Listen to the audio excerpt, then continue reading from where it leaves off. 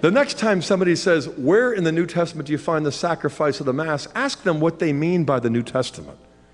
And of course, they'll point to the book, the 27 documents that are forming the New Testament from Matthew to Revelation. But then ask them, if we're really going to follow the New Testament, where does the New Testament ever call itself the New Testament? And the short answer is it doesn't. Nowhere does it. But the New Testament does, in fact, employ that phrase, the New Testament, or New Covenant, and where? Well, as I mentioned, in Luke 22, verses 18 through 20, as well as in 1 Corinthians 11, chapter 20, verse 20 and following. And what do you find there?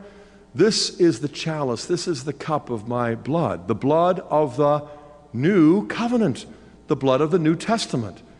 And what does he say? Write this in remembrance of me. No, he doesn't.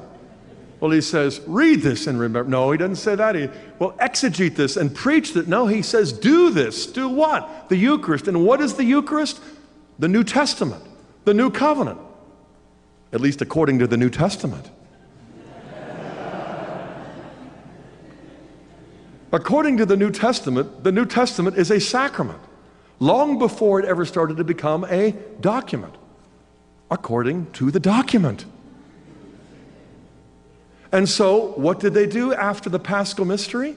They went out proclaiming the word, baptizing new believers, and as we read in Acts 2:42, breaking the bread, celebrating the Eucharistic liturgy.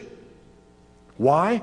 Because they were commanded to do this in remembrance, and this was the New Testament, the New Covenant, and wherever the church spread, and boy did it spread, they were doing this, though they weren't necessarily writing. In fact, over half of the 12 never contributed a single book to the collection we call the New Testament, not because they were unfaithful or disobedient, but because Christ had not commanded them to write the New Testament, but to do it. Christ never wrote a thing. He never commanded them to write anything. Don't get me wrong. I am more grateful for the New Testament document now as a Catholic than I was when it was all sola scriptura. But when you subordinate the New Testament document to the Eucharistic sacrament, you don't devalue the sacred scripture, you revalue and reinvigorate it, and you empower that book to illuminate the mystery that it was written to prepare people to celebrate. In fact, within about 10 or 20 years, the New Testament books were begun, but they weren't completed until the end of the first century. One of the earliest records that historians can find, when did people first begin calling these books the New Testament? It isn't until the end of the second century. In the second half of the second century are the earliest references to people calling this book the New Testament. Why did they begin calling this book the New Testament, or these books that they were gathering? Well, historians tell us because of the liturgical proximity of those books to the Eucharist. The Eucharist was the New Covenant, the New Testament, in the first half of the first century and from there on.